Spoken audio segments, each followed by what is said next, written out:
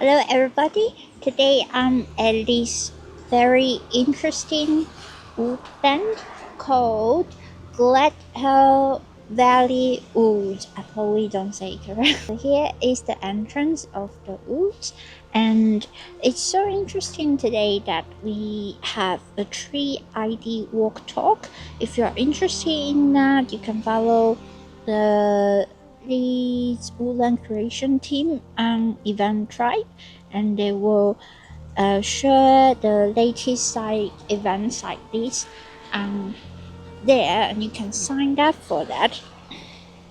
And Toby is the main ranger that talks to all these different woods here today, and he personally thinks that this is the best wood in Leeds. The first tree that we saw today is the elm tree.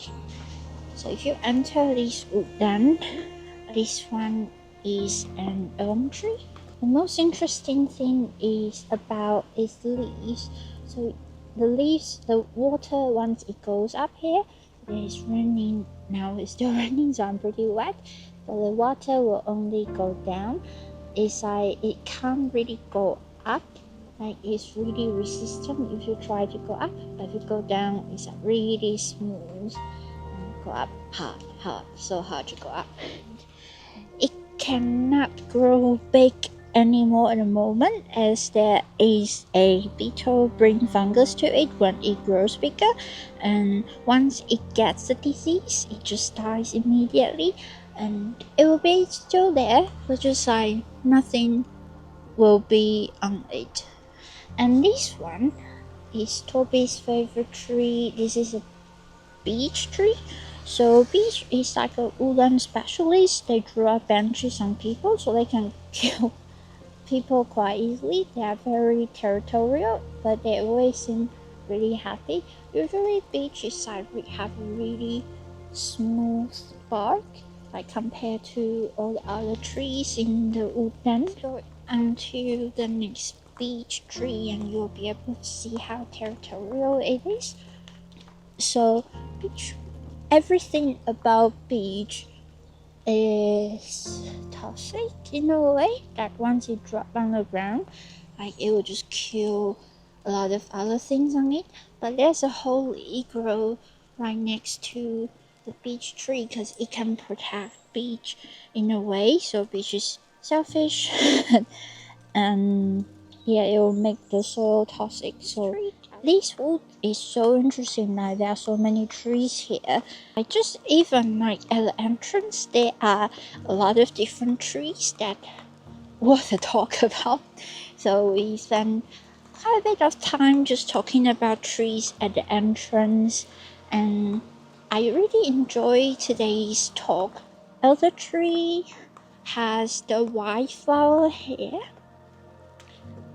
and there is copper elder that have purpley flower that you probably will see, and like drinks and stuff. There's apple elder drinks and things that is really popular, and they have like a very messy way of growing, as you can see. Now it's a messy grow pattern, but it's good for birds nesting. And elderflower is like really famous, as I said. And we also have horse chestnut just around there. Can you see? Like there is horse chestnut have its leaves like a palmy leaves. There's some more horse chestnut. Hopefully, you can see along the way. Let me walk this way over. And this is a horse chestnut tree. It's really scaly here, so it can drop like back things of itself easily, and it twists a bit. You can see this tree twists a little bit, so it can balance itself and hold itself here. And it's not native here in the UK, and they grow a little bit brown earlier than other trees, and the leaves are just like palm, like over the tree, and it's like leaf flat. And when it's in the autumn, it will grow like brown and sticky, and big leaves will on the floor, and the flowers are white. And when it's pollinated, I found it really interesting that when it's pollinated, it turns pink inside. So it will communicate with the pollinator that is already pollinated, so they can go find someone else for it. Yeah, this is a horse chestnut leaves. How big it is! This is holy tree, and you can see it's like really pretty spiky here.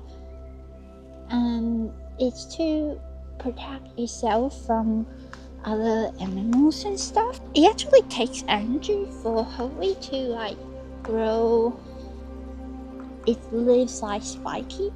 So if it doesn't need to, it won't. So if it's on the top, often it will be less spiky because it doesn't need to protect itself from other animals. Ivy and holly also grow very well together. This is ivy. Ash is very friendly and is also very lazy, according to Toby. It has like a leaflet, and when sun's rough, it will just twist its leaves for a little bit to get the sun or thorn. And this black thorn, the flowers will come a bit earlier and it spreads a lot. While hawthorn is quite an independent tree and is common for building hedges with it. And the leaves are small and separated, and they have flowers, birds, and spikes, and birds like them a lot because it's good for nesting and can protect them from other thingy because it has thorns. Yeah, but I took a picture of what it should look like, but I can't immediately identify them anymore. And here comes a very interesting part. So we have cherry trees along here. It's similar to beech tree, only grow for about 80 years, and you have to cut down a lot of the cherry trees, or when it's around is 80 years limit, it will just fallen, and it grows very fast, and it has stripy bark. The problem is I make a lot of notes and I even took pictures, but once I'm out on my own, it's so difficult to get to quickly identify. That's why I have been on these tree talks for a few times. Twice with volunteers, I have to collect seeds for different trees, so from different places, so that when the trees grows that in different woodlands, genetically it's better for the environment. So we try to collect different seeds from different places. But yew tree is a tree that is one of the longest living English tree, and it loves cemetery and graveyards because it hates business and land turbulence, and everything about you is very toxic as well. They used to think that people used to think that yew tree can help them to protect them against the evil.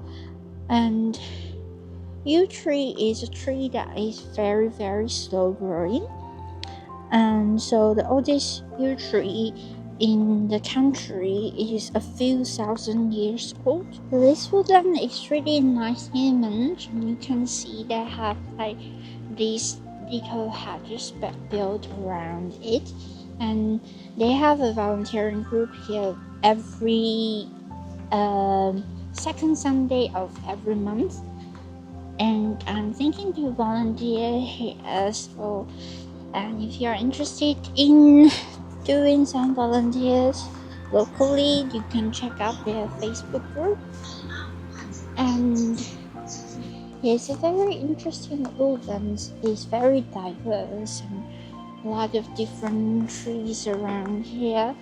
Because the weather is bad, so we didn't go through a lot of things.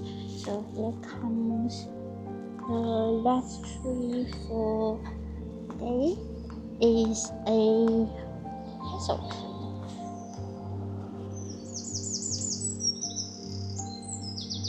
So hazel tree is very interesting as well. It has very soft leaves.